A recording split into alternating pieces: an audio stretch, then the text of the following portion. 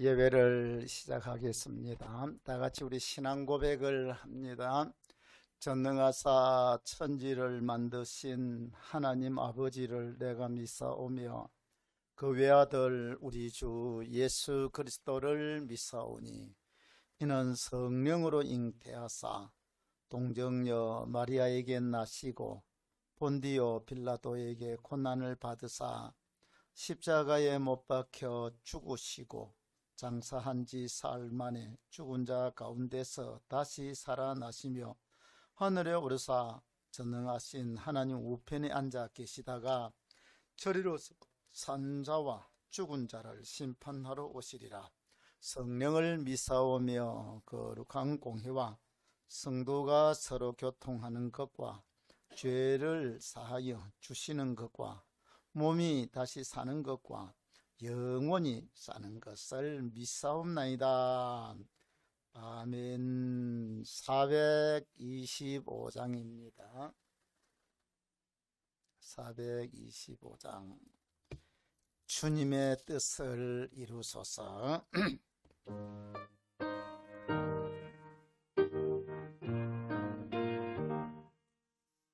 주님의 뜻을 이루소서. 고요한 중에 기다리니 진월과 같은 날 빚어서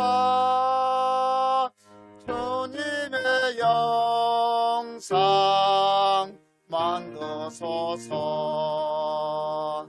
주님의 뜻을 이루소서. 주님 발 앞에 엎드리니 나의 맘속을 살피시사 눈보다 위게 하옵소서. 주님의 뜻을 이루소서. 병들어 몸이 피곤할 때 권능의 손을 내게 펴서 강건케 하여 주옵소서. 주님의 뜻을 이루소서. 온전히 나를 주장하사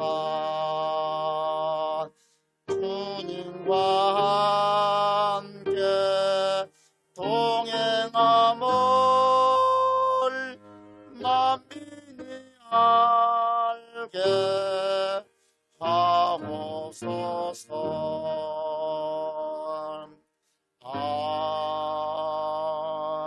아멘. 성경 말씀을 보겠습니다. 마태복음 10장 28절에서 31절입니다.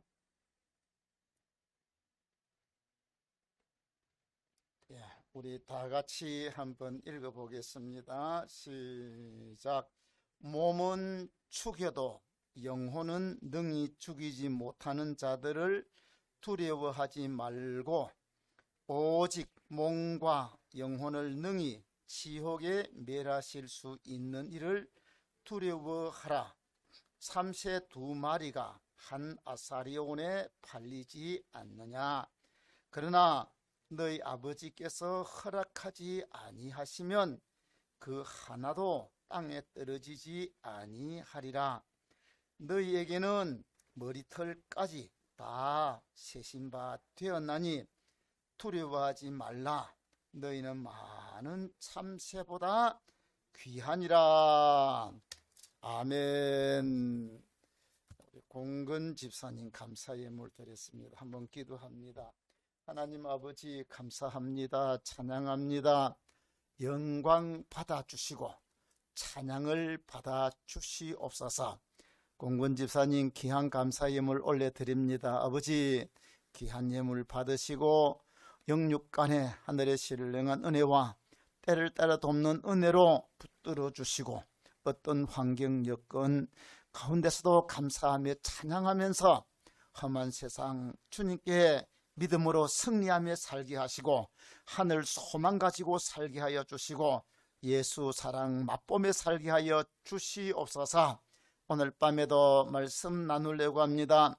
주께서 역사하시고 오늘도 은혜 베풀어 주시며 하나님이 하시는 놀라운 일들을 우리가 깨달을 수 있도록 복 주시고 하나님이 예비하신 큰 복을 우리가 알고 그것을 내 것으로 누리며 하나님 앞에 설 때 잘했다 칭찬받도록 은총 베풀어 주옵소서. 예수님 이름으로 기도합니다. 아멘.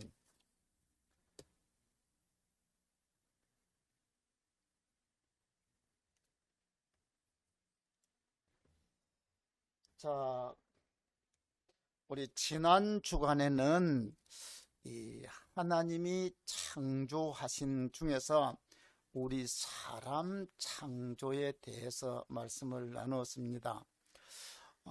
지난번에 우리가 말씀을 나누면서 하나님의 예정에 대해서 말씀을 드렸어요. 그런데 하나님은 이 예정을 이루어 가는데 두 가지 방법을 가지고 이루어 간다고 했습니다. 예정을 이루는데 하나는 창조, 하나님의 창조를 통해서 하나님이 계획하신 일들을 이루어 가시는 겁니다. 그래서 그 창조는 하나님의 첫째는 천지 만물 모든 것을 창조하신 그 하나님, 그 창조를 통해서 하나님이 계획하시던 것을 이루어 가죠. 그 다음에 하나님은 우리 사람을 창조하셔 가지고 하나님의 만물의 영장으로서 우리 사람을 하나님의 대신 이 청지기로서 이 땅을 다스려 나가도록 우리 사람에게 그런 은총을 베풀어 주셔서 하나님의 섭리를 이루 가도록 하십니다. 그 하나님의 그 뜻을 하나님의 예정을 이루 가도록 하시는데 그 다음에 두 번째 하나님의 예정을 이루는데 예정에는 첫째는 창조, 두 번째가 뭐라고요? 섭리입니다. 섭리. 오늘은 이 섭리에 대해서 한번 말씀을 나눠보도록 하겠습니다. 이 섭리한다는 말은 다른 말로 쉽게 말하면 관리한다는 말입니다. 관리. 여러분 집이 있는데 집도 사람이 살지 않냐고 그대로 방치해버리면 아무리 좋은 집도 아무리 잘 꾸며놨던 그런 집도 어느 순간 되면 먼지가 자욱하게 앉게 되고 그 다음에 거기에 여러 가지 이 합선이 되는 거죠. 밖에 나가면 곡식들이 아니 풀도 자라고 잡초도 자라고 온갖 것 해가지고 됩니다. 그래서 사람이 살고 있는 집에는 사람이 계속 관리를 하기 때문에 집이 깨끗하고 보존되고 유지가 됩니다. 그러나 사람이 안 살면 버려두어버리면 무너질 수밖에 없는 거죠. 그런 같이 하나님께서 예정하시는 예정을 이루기 위해서 하나님은 첫째는 창조를 하시는데 우주 만물 이 모든 것을 창조를 하셨습니다. 그러면 하나님이 창조하신 이 하늘과 땅과 저 하늘의 별과 모든 것들을 그저 가만 둬버리느냐? 아니요. 지금도 하나님은 세밀하게 관리를 하고 계시는 줄로 믿으시기 바랍니다. 공장에 가면 자동기계가 자동으로 돌아갑니다. 그러나 자동으로 돌아간다고 가만 놔줘버리나? 아니에요. 자동으로 돌아가는 그 기계들도 관리사가 있어가지고 혹시 잘못되는 게 나오는지 합전에 가가지고 세밀하게 살펴야 되는 겁니다. 그래야 계속적으로 정상적으로 이 물건들이 나오고 돌아갈 수가 있는 거죠. 그런 같이 이 어마어마한 우주 만물을 창조하신 하나님께서 그저 던져내버리고 네 맘대로 돌아가라? 아니에요. 하나님은 세밀하게 오늘도 관리하시는 줄로 믿으시기 바랍니다. 이 관리하는 이걸 두고 섭리라는 말로 합니다.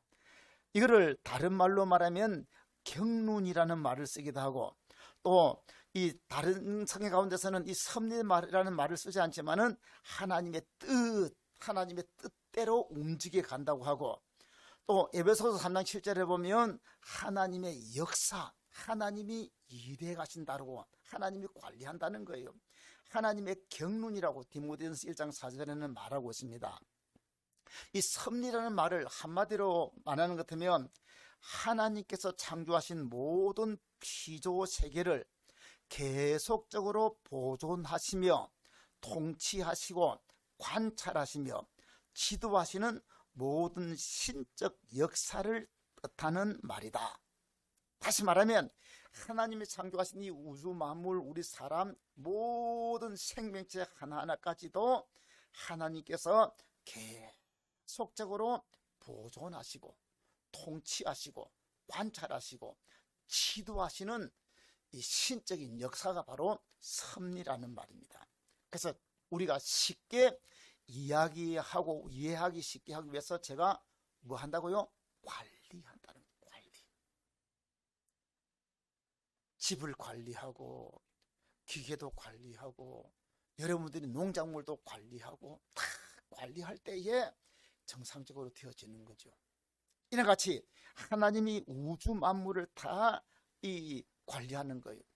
우리 사람들이 볼 때는 우연이라고 생각하는 일들, 어떨 때는 돌발적인 사건, 사실 등 이런 것도 다 하나님의 섭리 속에 포함이 된다는 거예요. 우리 인간의 머리를 가지고 이해가 안 되지만 하나님의 섭리 가운데 다 포함이 되는 거예요. 오늘 읽은 마태복음 10장 29절에 보면 참새 2마리가 한 아사리온에 팔리는 것이 아니냐. 그러나 너희 아버지께서 허락하지 아니하시면 그 하나라도 땅에 떨어지지 아니하리라. 참새 한 마리가 호수가 참새를 향해서 화살을 탁 쏘가지고 잡을 수도 있고 안 잡을 수도 있습니다. 근데 죽는 것 안 죽는 것 그것까지도 하나님이 간섭하신다는 거예요. 우리 인간들 보면 야 내가 사기 절 잘해가 백발백중 마치기 때문에 내가 잡는다고 그렇게 말할 수가 있지요. 근데 백발백중이라도 다 죽는 건 아니거든요. 안 죽으려면 아무리 쏴도 피해가요. 이게 하나님께서 적은 일 하나까지도 하나님은 간섭하고 관리하고 하나님께서 돌보고 계신다는 겁니다. 자, 그러면 오늘 우리 여기 하나님의 섭리에 대해서 이 소요리문답에는 어떻게 말하고 있는가 한번 보면 소요리문답 11문에 하나님의 섭리하시는 일이 무엇인가? 소요리문답 11문입니다. 여기에 대한 답을 우리 같이 한번 읽겠습니다. 시작. 하나님의 섭리하시는 일은 지극히 거룩함과 지혜와 권능으로서 모든 창조물과 그 모든 행동을 보존하시며 처리하시는 일이다. 뭐 어려운 말이지만 제가 한마디로 아까 이야기했는 것이 관리한다, 돌본다. 하나님께서 몇몇 아니가 다 돌보고 계시는 거예요. 집에 가면 아이들이 자라고 있는데 지멋대로 자라는 것 같지만은 부모님들이 돌보는 거잖아요. 먹을 것도 입을 것도 그리고 하는 행동 범위까지도 부모님들이 어느 정도 가이드라인을 해가지고 지키면서 돌보고 있는 거예요. 이 우주 만물 모든 것도 하나님 이렇게 섭리하는데, 자 그러면 이 하나님이 섭리하시는 이 섭리 범위, 그러면 하나님이 관리하는 범위가 얼마만큼 되는가? 여기에 대해서 우리 한번 봅니다. 첫째로 하나님은 자연에 대해서 섭리를 하십니다. 마태복음 5장 45절에 보면 이같이 한즉 하늘에 계신 너희 아버지의 아들이 되리니 하나님이 그 해를 악인과 선인에게 비추시며 비를 어려운 자와 불의한 자에게 내려주심이라. 그래요. 이 자연, 하나님께서 이 자연에 비를 내리고 안 내리고 하는 것도 하나님의 섭리라는 겁니다. 하나님의. 그래서 하나님은 악한 사람들의 논에도, 악한 사람들의 밭에도 비를 내려주시고, 하나님을 잘 섬기는 선하고 착한 사람의 밭에도 햇빛도 비춰주시고, 악한 사람의 밭에도 햇빛을 비춰주십니다. 하나님은 이런 모든 것을 자연 만물을 관리하고 있어요. 시편 104편 14절에 보면 그가 가축을 위한 풀과 사람을 위한 채소를 자라게 하시며 땅에서 먹을 것이 나게 하신다고 했습니다. 여러분, 우리 사람이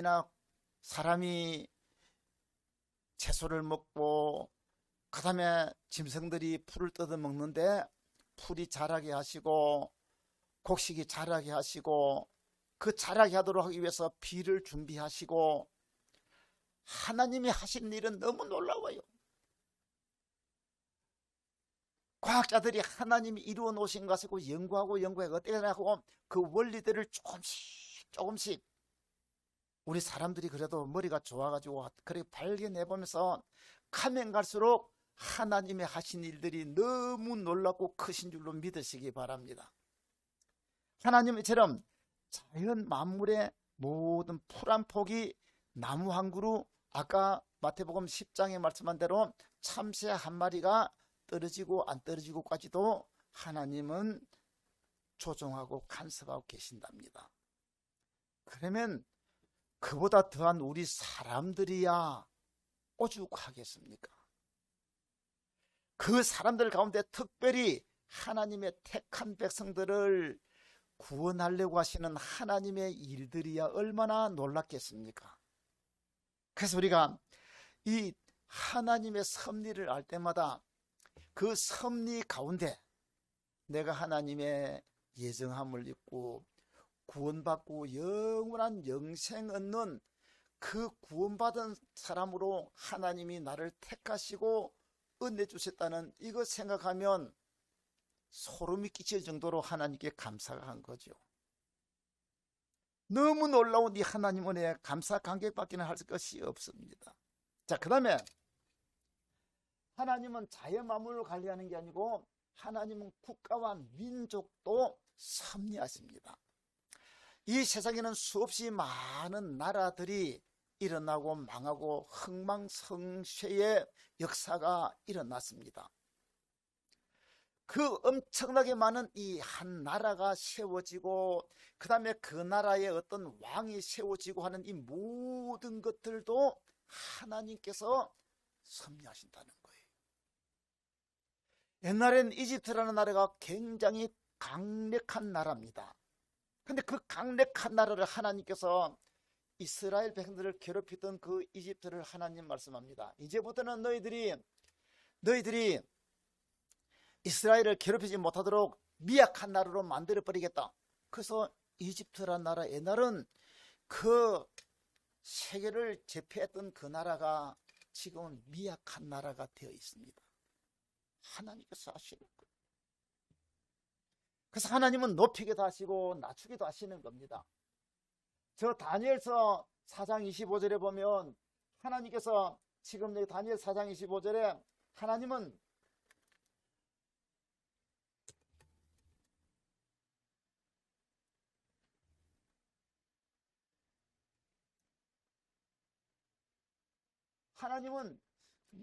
다니엘 4장 25절에 그때 지극히 높으신 이가 사람 나라를 다스리시며 자기 뜻대로 그것을 누구에 주시는 줄을 아시리다. 이거는 바벨론 왕 느부갓네살 임금에게 한 이야기지만은 하나님께서 인간 나라를 다스려요. 그래서요, 하나님께서 한 민족을 일으키시고 그 민족에 복을 주시려고 하면 하나님은 그 민족에 똑똑한 지도자를 주세요. 똑똑한 지도자가 세워지도록 하는 것도 하나님의 축복입니다. 조금 전에 말한 대로 이집트 같은 나라를 미약하게 만들어버린다는 것은 그 나라에 똑똑한 지도자가 아니고 우매한 지도자가 세워지면 그 나라는 무너지는 거예요. 우리 한국도 하나님께서 그래도 이승만 대통령 같은 분 통해서 이 나라 설계 잘하고, 박정희 대통령 같은 분, 어떤 분 평가는 다를 수도 있어요. 독재했다고 할지만은, 그러나 세계에서 가장 못 사는 나라에서 지금 세계 12국가로 발돋움하는데 그 모든 기초를 쌓은 사람이 박정희 대통령이잖아요. 여러분 부정할 수 없잖아요, 그거요.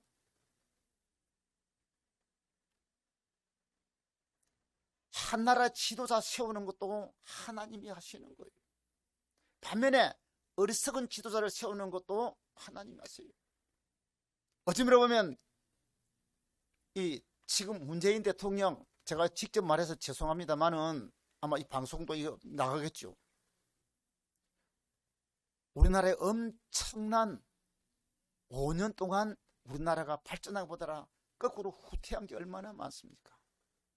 멀쩡한 원전 잘 돌아가고 진짜 우리 다음 세대들한테 엄청난 부가가치를 일으켜주는 이 원전을 5년 동안 다 무너뜨려 버렸어요. 이거 다시 회복하려고 하면요 10년도 거기까지 다시. 그러니까 우리가 나무도 쭉 올라가는 나무를 싹도 꺾어가지고 다시 싹 올라가는 거하고 그 다음에 쭉 올라가는 거하고 비교가 안 되죠. 원전이 그대로 우리나라가 쭉 나가는 것 같으면 전기세도 우리 걱정 안 해도 될 거고, 세계 지금 원전이 이제는 더 유럽에서도 이 원전을 환경 파괴가 아니라 그런 원전으로 지금 다 인정을 하잖아요. 그러면 5년 동안 자기 안에 가만 놔줘만 줘도 벌써 우리나라는 얼마만큼 원전을 통해서 수익을 창출할 수 있을 겁니다. 그뿐만입니까? 여러 가지 많은 면에서 우리나라를 퇴보시켜 놨잖아요. 어떻게 보면 그 지도자를 뽑은 백성들이 하나님께서 어리석은 백성들한테, 하나님께서는 백성들한테 어리석은 사람을 지도자로 세우도록 해버리는 거예요. 그래서 우리가 기도를 많이 해야 되는 거죠. 나라의 미래에 똑똑한 지도자 세워지는 것 같으면 나라가 밝아지죠. 그러나 어리석은 지도자 세우면 나라가 망해요. 그래서 우리 이번 대통령 선거도 여러분 잘 뽑아야 돼요. 자, 이처럼 하나님은 국가와 민족을 이게 또 세우고 하는 이런 것도 섭리하시는 겁니다.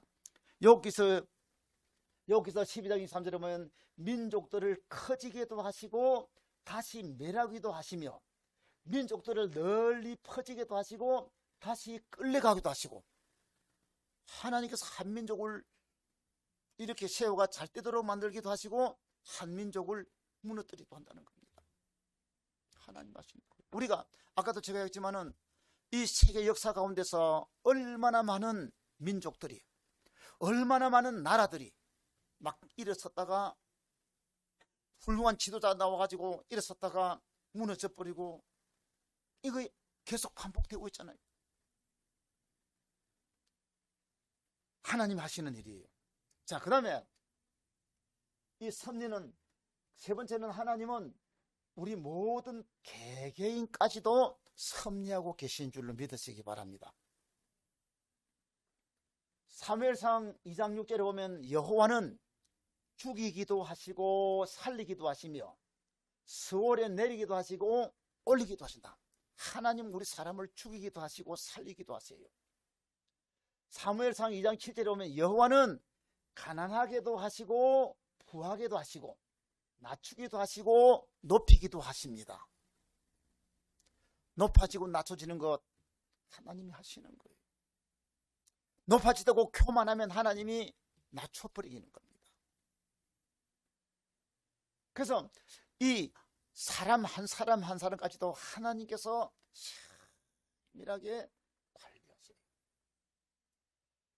잠언 16장 1절에 보면 마음의 갱령은 사람에게 있어도 말의 응답은 여호와께로서 온다고 했습니다. 그리고 잠언 16장 33절에 보면 제비는 사람이 뽑으나 모든 일을 작정하기는 여호와께 있느니라고 했습니다. 여러분, 우리 사람들이 제비를 뽑고 막 이렇게 하는데 그거 뽑을 때에 내가 운이 좋아서 뽑혔다고 생각할 수가 있습니다. 그러나 하나님은 모든 그 가운데서도 하나님의 손길이 거기 안 닿는 곳이 없죠. 요나서를 보면 1장에 요나가 타고 가는 배에 풍랑 만났을 때에 그 배 안에 있는 사람들이 도대체 누구 때문에 이 풍랑이 왔는지 우리 제비를 뽑아보자 뽑았습니다. 근데 그 제비 뽑으니까 요나가 걸렸어요. 하나님께서요 정확하게 그 요나가 걸리도록 만들었던 것을 볼 수가 있습니다. 여러분, 제비 뽑는 것 이까지도 하나님이 하시는 거예요. 하나님이요 저 이스라엘 백성들이 범죄하고 타락할 때 하나님은 저 느부갓네살 임금을 보냅니다. 느부갓네살 임금이 와가지고 암몬하고 예루살렘하고 거기에 갈림길에 딱 섰는데 거기서 느부갓네살 임금이 야 오른쪽으로 갈까 왼쪽으로 갈까, 예루살렘 쪽으로 갈까 저 암몬 사람 라빠로 갈까, 딱 경계 섰는데 야 저 가져오느라. 그래 귀신이 가가지고 쉽게 말하면 점을 쳐요. 이 흔들어 가지고 어디다 흔들어 가지고 걸리는 대로 가자는 거예요. 근데 터득 흔들어 가지고 탁 뽑으니까 예루살렘 쪽이 걸려버려요. 근데 사실은 하나님께서 이미 이스라엘이 범죄하고 타락하니까 내가 느부갓네살 임금을 불러오겠다고 하나님 말씀을 해놔놨습니다. 제비 뽑은데 그 느부갓네살 임금이 이 점을 치는데 하나님이 이미 정해놓은 거예요. 그것도 걸리도록 만들어놨 거예요. 우리 인간들은 우선 우연 같지만은 거기도 하나님이 개입하시는 거예요. 사랑하는 여러분, 그처럼 하나님께서 이런 우리 개인 조그만한 일까지도 하나님께서 다 개입하고 있다는 것을 우리는 인정을 해야 돼요. 우리 한 사람 한 사람 삶 속에도 하나님이 개입하세요. 우리 사람들마다 하나님이 나에게 개입하시는 것을, 다시 말하면 하나님이 나를 특별하게 개입해가지고 야 이거 하나님이 나를 특별히 나에게 손길을 줬곤 하고, 여러분들이 아마 어떤 사람들은 그런 경험들이 있겠죠. 그런 경험들을 좀 많이 한 사람도 있을 거고 적게 한 사람도, 어떤 사람은 막 감각이 없이 그런 거 모르고 그냥 오늘 내가 있는 사람도 있습니다. 그러나 이 하나님의 섭리, 이 손길을 알고 보면요, 저는 제가 예수를 만나고 나서 오늘까지 오면서 하나님이 핀셋 들어가지고 쭉 뽑는 것처럼 그렇게 개입하시고 내게 일하시는 일들이 얼마나 많은지 몰라요. 이때가 제가 설교하면서 수없이도 많이 여러분 말했지만은 하나님은 정확하세요. 자, 이처럼 하나님께서는 개인까지도 섭리를 하십니다. 자, 그러면 하나님이 섭리하는 방법, 하나님은 어떻게 섭리하는가? 첫 번째는 하나님이 섭리하는 방법, 첫 번째는 자연법칙입니다. 여러분, 자동시계를 만들면 자동시계가 움직이면 그냥 가죠. 근데 안 움직이면 안 가죠. 끝나버리잖아요. 움직이게 된 것처럼 하나님은 이 온 우주 만물에 다 하나님이 거기에 다 이 복구될 수 있는 그런 하나님이 자연 섭리를 만들어 내놨어요. 물도 썩은 물이 내려가는 것 같아도 하나님께서 우리 내려가던 가운데서 정화가 되도록, 자동 정화되도록 하나님은 물도 그렇게 했나요? 우리 사람의 몸도, 내 사람의 몸도 우리 잘못해 칼로 싹 그려가지고 피가 펑펑 나는 것 같으면 그냥 개수 나는 게 아니고 우리 몸 자체에 피가 나오는 것 같으면 그 피 속에서 응고돼 가지고, 그리고 이 피 속에서 이 우리 몸이 저절로 이 치료될 수 있도록 하나님이 자동적으로 우리 몸에도 그렇게 해놓은 줄로 믿으시기 바랍니다. 안 그래요? 그런 하나님의 치료하시는, 자동 치료하는 하나님 우리 몸 기능이 자동으로 해놔놨어요. 우리 여러분들이 손을 비비면 피가 납니다. 그 피 가만 놔줘도 피가 더 이상 물러나는 것 되면 저절로 피가 멈추고 그곳에 새살이 차가지고 아물어져 버렸잖아요.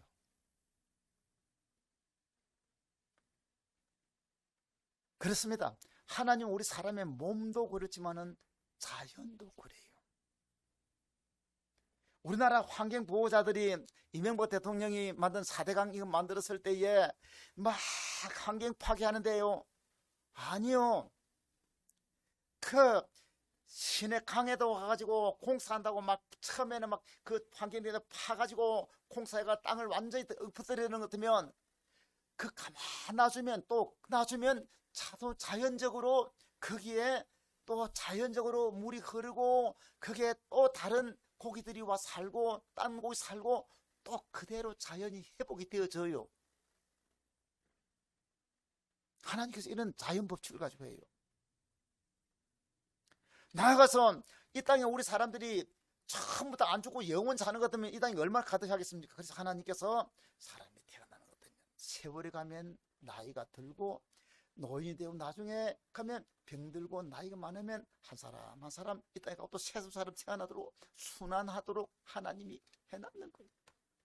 그래서 우리가 하나님이 하시는 이 섭리를 알면 세월이 가서 나이가 늙어지고 가도 아이고 하나님 감사합니다. 우리는 가는 거, 그리고 가는 것도 두려워할 필요도 없는 거고 때가 되면 가는 거예요. 근데 가는 동안 우리가 땅에 내가 살아있는 동안 하나님 주신 이 땅에 있는 우리 자유를 누리고 우리가 할 수 있는 일 즐겁게 살다가 그리고 주님 오라면 또 하나님이 준비하신 그곳에 가는 것 같으면 우리는 복인 거예요. 자연을 순종하는 거예요. 그러니까 이 자연 법칙대로 하나님은 오늘도 이 세상을 움직여 갑니다. 그래서 여러분 예수 잘 믿어도 자연 법칙을 잘 활용하면 예수 안 믿어도 돈 잘 벌고 농사도 잘 짓고 할 수 있어요. 자연 법칙 잘 이용 못하면 그래요. 세상에 하나님 만들어 놓으신 이 모든 자연 법칙, 하나님 만든 이 법칙을 잘 활용하고 하나님 해놓은 것을 세밀하게 알아가지고 활용하면 그 여러 가지 엄청난 우리가 부가소득을 얻을 수가 있어요. 농사를 짓는데도 시절을 잘 활용을 하면 많은 수확을 얻을 수가 있는 거고 하나님 주신 법대로 살아가면 우리 몸도 하나님 만든 기계인데 아까 얘기했지만은 정화 능력이 있지만은 그러나 우리 몸에 하나님이 우리 몸에 건강하고 좋을 수 있는 이런 모든 것들 자연 속에 많이 있는데 그런 거는 안 먹고 몸을 해치는 담배, 술, 우리 사람 몸을 해치는 그런 나쁜 것을 먹고 마시면 결국은 내 몸이 파괴될 수밖에 없고 병들 수밖에 없는 거예요. 우리 몸을 정상적으로 잘 활사용하면 건강하는데 저 동성연애자들이 엉뚱하게 미친 짓 하면서 그래 하니까 결국은 자기들이 몸이 에이즈 병이고 이런 병이 걸리는 거예요.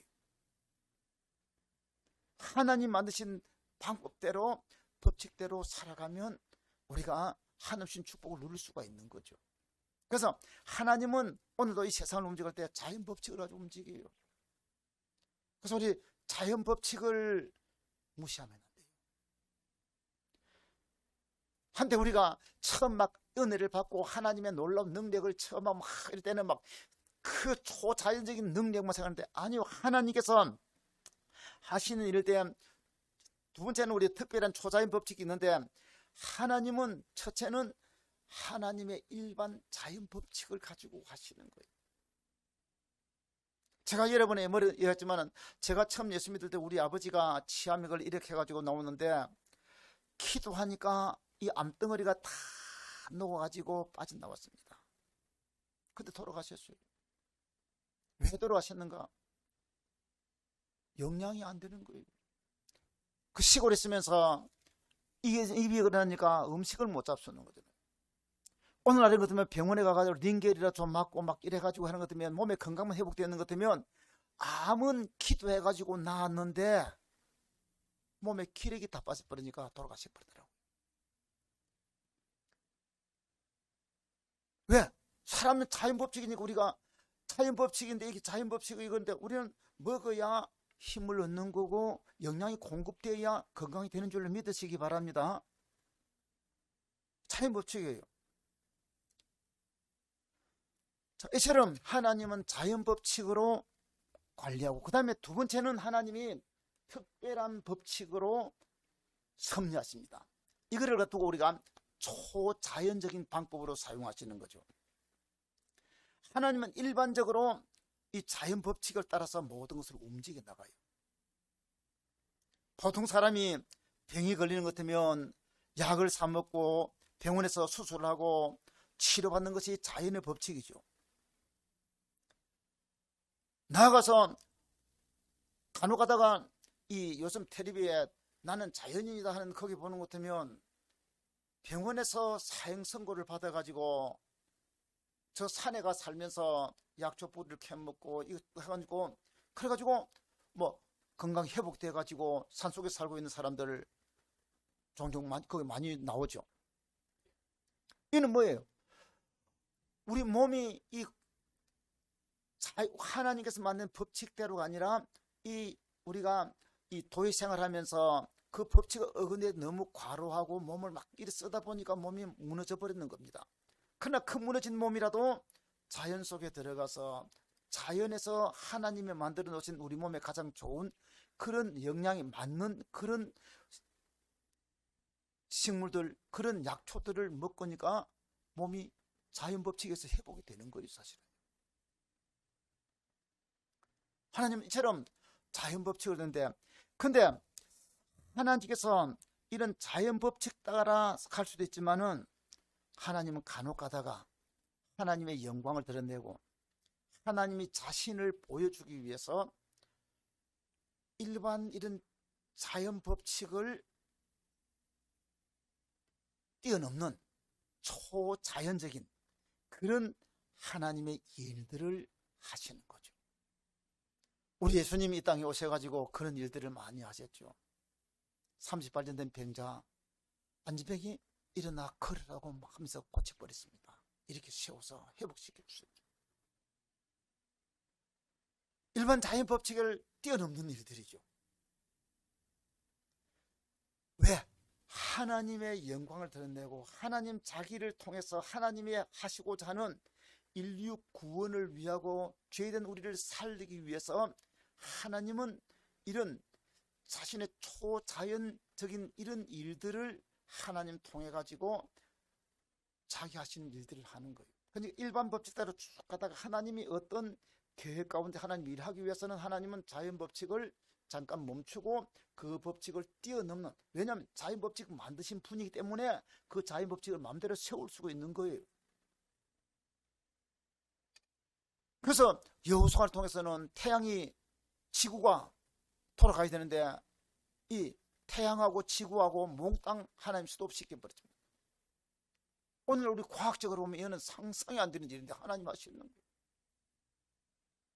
나아가서 인류를 구원하기 위해서 하나님은 아브라함에게 사라가 경수가 끝났으면 아기를 낳을 수 없는데 하나님은 사라 몸에서 아기를 낳을 수 있는 초자연적인 능력을 베풀어서 그 자손을 통해서 하나님 장차 메시아를 보내는 그런 하나님의 예표로 보여주셨습니다. 마리아 처녀가 아기를 낳을 수 없는데 그 처녀 속에 하나님의 성령이 들어가서 초자연적인 방법으로 우리 예수님이 탄생하시는 거죠. 예수님이 십자가 죽고 나면 죽은 사람 살아날 수 없는데 하나님은 초자연적인 방법으로 예수님을 다시 살리셨습니다. 자, 이런 초자연적인 방법을 하나님 동원하시는 것은 뭔가 하면 하나님의 예정, 아까 했지만 하나님의 예정을 이루기 위해서 하나님은 자연 법칙을 가지고 관리하지만은 특별히 하나님 자기 일하고 우리를 구원시키기 위해서 하나님은 이런 초자연적인 일들을 하시는 거예요. 오늘 저와 여러분들이 예수 믿고 구원받은 것도 보면 하나님이 하신 초자연적인 일이에요. 내가 예수 믿고 구원받은 것도 저절로 된 것 같지만은 아니에요. 하나님이 예수님이 이 땅에 오실 때도 하나님이 이렇게 초자연적인 방법을 했다면 저와 여러분들을 예수 믿도록 하기 위해서, 하나님 인도하기 위해서 하나님은 일반적으로 가만한 그 방법이 아니라 하나님은 특별한 방법으로 하나님 우리에게 개입을 하시는 거예요. 제게도 제가 몇 번 얘기지만은 죽어가는 나에게 하나님께서 저승사자를 보여주셔가지고 살리도록 하나님이 나를 살려주시고, 하나님 은혜 받는데도 하나님의 놀라운 손길, 기적을 내게 나타내가지고 하셨는 것이고, 깨성도 죽어가는데 하나님 부엉이를 보내가지고 부엉부엉 하면서 깨워가지고 살려주기도 하시고, 참 지나온 날들 돌아보면 하나님께 감사밖에 없죠. 이게 하나님이 특별한 손길. 그래서 하나님이 일반 법칙을 가지고 한다고 하는데 특별 법칙으로 나에게 적용시키시고, 여러분 한 사람 한 사람 하나님의 특별 법칙으로 작용한 줄로 믿으시기 바랍니다. 믿으시면 아멘. 내가 믿고 예수 믿고 이 자리에 왔는 거는요, 여러분 예수 믿고 진짜 구원받은 이 자리에 왔는 거는 하나님의 특별한 개입 없이는 안 돼요. 범죄 타락한 우리 인간 가만 놔주면 저절로 똘똘똘똘똘 굴러가지고 지옥으로 갈 수밖에 없어요. 근데 하나님께서 탁 개입하셔가지고 그 자리에서 하나님이 우리를 붙들어가지고 나를 끌어가지고 이쪽으로 올리는 것 아니에요. 자, 그러면 마지막 세 번째로 이게 이 하나님의 섭리를 우리가 알 때 이 하나님의 섭리에 대해서 우리는 어떤 태도를 가져야 되는가? 하나님의 섭리에 대해서 첫 번째, 감사하는 거예요. 감사. 하나님이 하신 일들을 생각하면 그저 감사 찬양밖에는 할 게 없습니다. 하나님이 우리를 구원하신 이 구원의 은총 생각하면 감사밖에 없는 거죠. 요셉도 하나님의 섭리를 몰랐는데 나중에 애굽에 가서 총대신 되고 나서 보니까 아하, 하나님이 창세기 15장 12절에서 24절, 12절에서 14절에 보는 것 같으면 아브라함에게 하나님께서 네 자손이 이방에 가서 객이 되었다가 400년만 돌아온다고 해서 4대만 돌아온다고 했습니다. 요셉이 애굽에서 딱 보니까 아하, 조상 아브라함한테 악세던 그 일을 이루기 위해서 나를 애굽에 보내가 총대신 만들기 위해서 나를 노예로 보냈구나 깨달아지니 알고 보니 감사 찬양밖에 할 게 없는 거죠. 저와 여러분 이 땅에서 우리 사는 동안 하나님이 나를 저 영원한 천국 데려가기 위해서, 나를 하나님 나라 이끌어가기 위해서 나를 예수 믿고 하신 이 하나님의 섭리를 우리는 감사하고 찬양하는 거예요. 제가 늘 예전에 아이고 예수 믿고도 진짜 이 감격 기쁨을 나중에 천국 들어가서 보면 참 하나님이 하신 일이 너무너무 커서 입이 쭉 벌어질 그날이 올 거예요. 그러나 땅에 살아있는 동안에 이 하나님이 나를 통해서 하신, 이 하나님이 나를 구원하신 이 엄청난 일들을 생각할 때 감사 감격하는 사람은 더 복이 있는 줄로 믿습니다. 아멘. 그래서 우리는 감사해야 돼요. 그 다음에 두 번째는 하나님의 섭리에 복종해야 됩니다. 우리 사람은 하나님 하시는 일을 알 수가 없어요. 그래서 어떨 때는 내가 바라는 방향이 아니고 내 인생을 가는데 어떨 때는 나는 막 이쪽 가는 거 좋다고 하는데 이 길이 왜 그리 탁탁탁 막히고 안 되고 힘들어 안 되는 경우가 있습니다. 여러분, 우리 인생을 살아가다 보면 내가 원하는 대로 쫙쫙쫙 다 되는 게 어디 있어요. 마귀는 우리에게 좋은 거 주면 따라가다가 나중에 가면 함정에 빠뜨리기 위해서 좋은 거 줄 수도 있어요. 그러나 하나님은 우리 가는 길에 어떨 때는 내가 원하지 않는 방향, 하나님이 원하는 방향으로 우리를 이끌어 가시는 거예요. 그러나 그 길은 결국은 하나님이 우리에게 복 주시기 위함인 줄로 믿으시기 바랍니다. 그렇기 때문에 우리는 하나님의 섭리에 복종하며 가는 거예요. 그래서 어떨 때는 내가 원하지 않는 방향으로 풀려가더라도 그래도 하나님, 그래도 감사합니다 하고 하나님의 그 하신 일을 찬양하는 거예요. 그래서 우리는 하나님이 하신 일을 찬송하기를 기뻐해야 돼요. 요압한테도 엘리후가 말하면서 당신은 하나님이 하신 일을 찬송해라. 네가 지금 병들고 가족이 죽고 고난당했다고 하나님 불평하지 말고, 그러나 하나님이 너를 통해서 하시는 일들, 지금 고난을 주는 거고 지금 내는 죽을 지경이지만은 그래도 하나님이 하신 일을 찬송하라고 했습니다. 마지막으로 왜 찬송해야 되고 감사해야 되는가? 유익하게 해주기 때문에 그런 줄로 믿습니다. 아멘. 결국은 우리에게 유익한 거예요.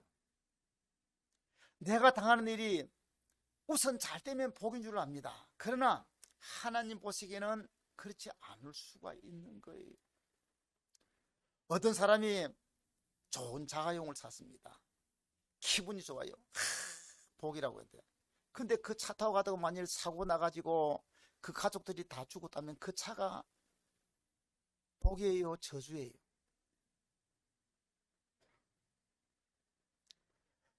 어떤 사람이 돈을 많이 벌어가 부자가 됐습니다. 그 돈 가지고 자식들한테 막 돈 막 두 대를 막 써갔는데 애가 돈 가지고 돈 아까운 줄도 모르고 허랑방탕 해가지고 아이를 망쳐버렸습니다. 그러면 그 돈이 복이에요, 저주예요?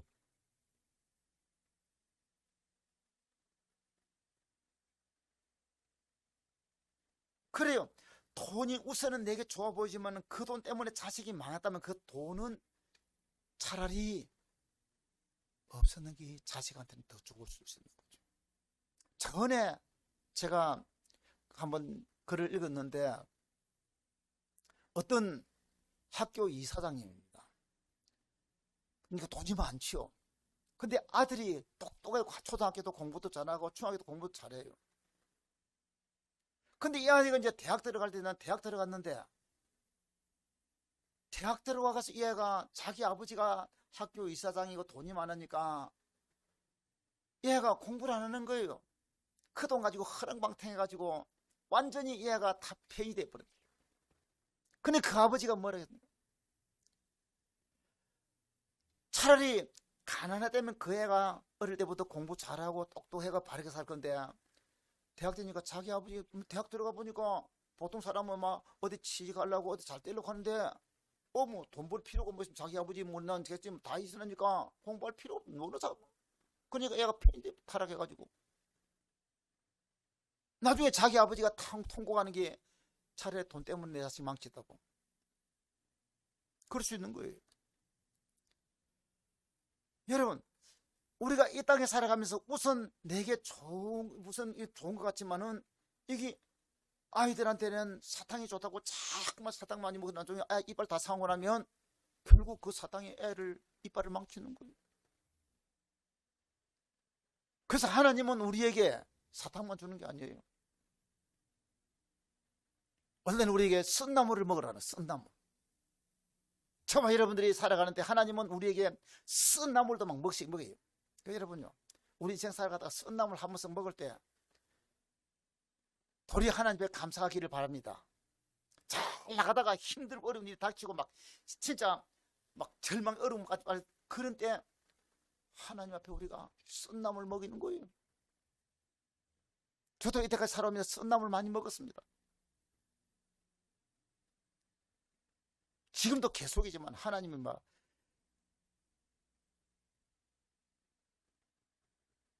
쓴나물요. 하나님 쓴나물 먹여요. 힘들게 하고 막 고통스럽게 만들어요. 요셉이 애굽에 노예로 팔려갈 때 형들이 자기를 팔아버릴 줄 어떻게 알았습니까? 형들이면 원한이 막 이가 갈릴 정도 아니겠어요? 그러나 그가 애굽에 들어가가지고 나중에 총리 대신 되고 나서 보니까 옛날에 꿈이 생각나는 겁니다. 하나님께서 나에게 꿈대로 하기 위해서 하나님이 내 형들을 나에게 이리 보냈구나. 결국 그 꿈도 하나님 우리 조상 아브라함에게 약속한 그 일을 이루기 위해서 하나님이 이렇게 했구나. 깨닫고 나서 보니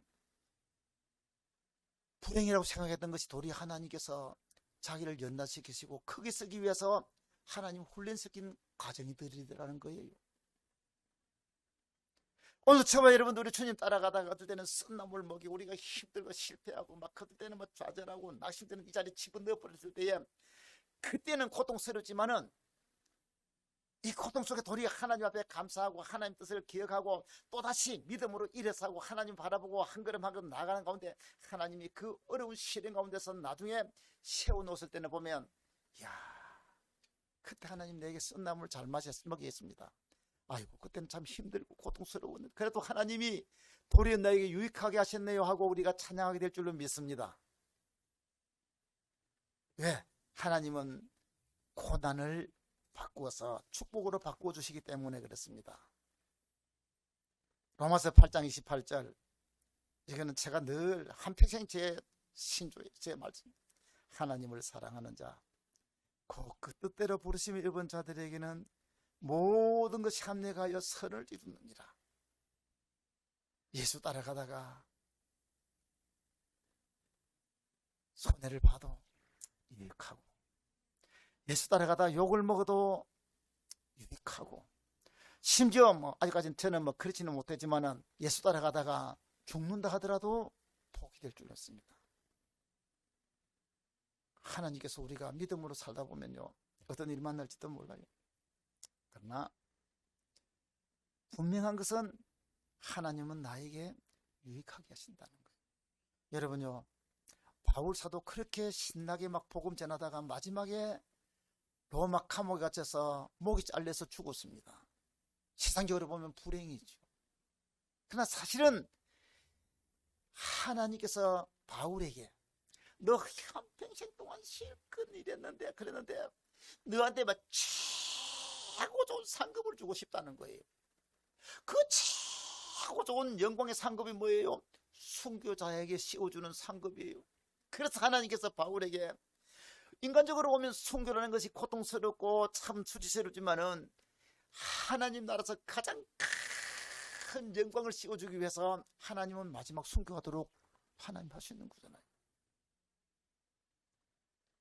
베드로도 똑같습니다. 갈릴리 포기 잡던 베드로가 가는 곳마다 베드로 하고 대접을 받았습니다. 그런데 그 베드로 마지막에 로마에서 잡혀가지고 십자가 못 박혀 죽었는데 아니 죽을 때 편하게 잘 죽는 것보다 하나님 왜 그랬습니까? 어차피 이래 죽으나 저래 죽으나 죽는 거는 다 똑같아요. 우리 목숨 끝나면 똑같은 거예요. 그런데 죽어가면서 막 이 땅에서 마지막 죽어가면서 네 죽는 것 땅에서는 그런 것 같지만은 네 다음에 엄청난 영광을 안겨주고 싶어가지고 하나님께서 순교라는 길을 그 과정을 통과하도록 만드는 거예요. 인간적으로 보면 고통이고 슬픔이죠. 그러나 하나님께 보면 그 큰 영광을 위한 거예요. 하나님 유익한 거예요. 그러니까 순교하는 것도 영광이고 하나님 앞에서 우리가 믿음으로 사는 것 결국은 하나님께서 우리에게 유익하게 하신다. 이 믿음을 가지기를 주의 이름으로 축원합니다. 그래서 로마서 8장 28절 저는 이때가 살아오면서 그래요. 너를 만나도 하나님이 유익하게 하신다. 하나님 유익하게 하신다. 근데 지나고 나서 이제는 오늘까지 아직까지도 좀 얼마만큼 살지 얼마만큼 미래는 몰랐다는 몰라요. 오늘까지 왔는 과정을 보면 유익하게 하시더라고요. 하나님 유익하게 하시고 복되게 하시잖아요. 결론으로 맺겠습니다. 여러분 땅 위에 풀 한 포기 나무 한 그루 조그마한 미물 하나까지도 하나님은 간섭하십니다. 더 나아가서 저와 여러분들이 예수 믿는 하나님의 백성 되는 이 과정에는 하나님의 특별한 관심, 특별한 손길 있어가지고 저와 여러분들이 이 자리에 있는 거고, 마지막 천국에 들어가는 그까지 하나님의 특별한 은총을 입은 사람이 우리 예수 믿는 사람인 줄로 믿습니다. 여러분 어떻게 느낄지 몰라요. 저는 그렇게 믿거든요. 하나님의 은혜, 하나님의 사랑. 이 하나님이 하신 일들이 얼마나 놀랍고 귀합니까? 그래서 어떤 일이 닥치든지 어떤 문제가 생기든지 그게 이제는 안 보여. 그 전에 그냥 하나님 합력해서 선을 이루어서 결국은 하나님이 내게 좋게 해주십니다. 내가 죽어도 하나님은 좋게 해주시는 거고, 병들어도 하나님이 좋게 해주시는 거고, 이보다 더한 어려움을 닥쳐도 하나님은 결국은 내게 유익하도록 하시는, 하나님 나라와 복음에서 유익하게 하시는 하나님이 있습니다. 그래서 그저 하나님께 감사하고 찬양하고 하나님의 뜻 섭리 앞에 우리는 하나님의 섭리를 믿고 감사하고 찬양하는 그런 삶이 우리 삶이 되어야 될 줄로 믿습니다. 기도하겠습니다. 하나님, 오늘 밤에도 하나님의 섭리에 대해서 우리 같이 말씀을 나눠봤습니다. 이 땅에 하나님은 조그만한 벌레 한 마리, 풀 한 포기까지도 다 간섭하시는데, 특별히 하나님의 백성들, 예수 믿는 믿음의 길로 인도하는 우리 성도들은 특별 관리하시는 우리 하나님의 손길을 할 때 내가 바로 이런 하나님의 특별 관리 대상이 되었다는 것이 얼마나 감사한지, 우리가 바로 이런 하나님의 특별한 은총을 입은 사람이 되었다는 것이 얼마나 감사한지, 그저 감사 찬양밖에 할 게 없습니다. 하나님은 이 땅에 있는 나라도 개인도 우리 인생 한 사람 한 사람까지도 다 하나님이 간섭하시는데, 이제 우리는 이 하나님의 손길을 할 때마다 감사하고 하나님 앞에 복종하고 하나님 뜻에 찬양하면서 결국은 하나님 유익하게 하신 줄로 믿고, 오늘까지 우리 인도하신 그 하나님을 찬양하면서 우리 생에 주님 손에 붙들려서 감사로 찬양으로 나아갈 때 하나님이 귀하고 아름답게 우리를 사용해 주시옵소서. 감사하며 예수님의 이름으로 기도합니다. 아멘. 549장을 부릅니다. 549장.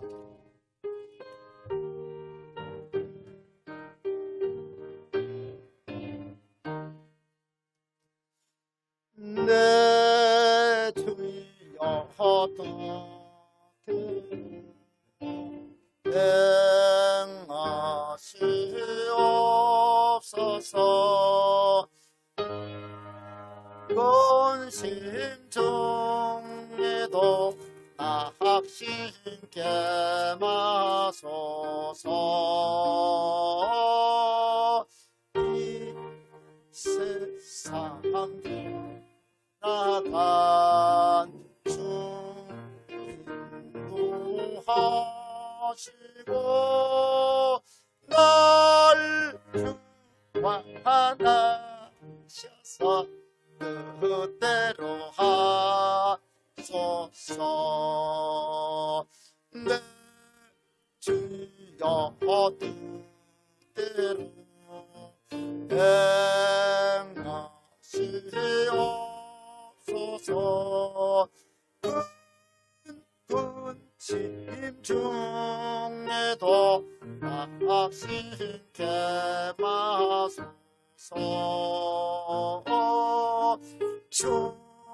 주님도 때로는 구하셨네. 날 주관하셔서 뜻대로 하소서. 내 주여 뜻대로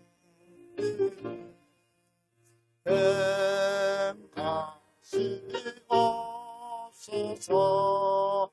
내 모든 일들을 다 주께 맡기고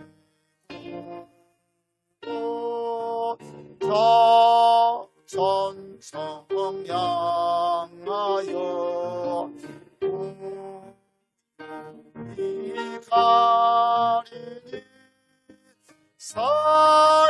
살든지 죽든지 그대로 하소서.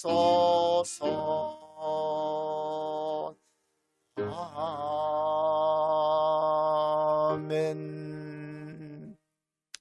주님 가르친 기도로 마칩니다. 하늘에 계신 우리 아버지여, 이름이 거룩히 여김을 받으시오며 나라의 임하옵시며 뜻이 하늘에서 이룬 것 같이 땅에서도 이루어지이다. 오늘날 우리에게 일용할 양식을 주옵시고 우리가 우리에게 죄 지은 자를 사하여 준 것 같이 우리 죄를 사하여 주옵시고 우리를 시험에 들게 하지 마옵시고 다만 악에서 구하옵소서.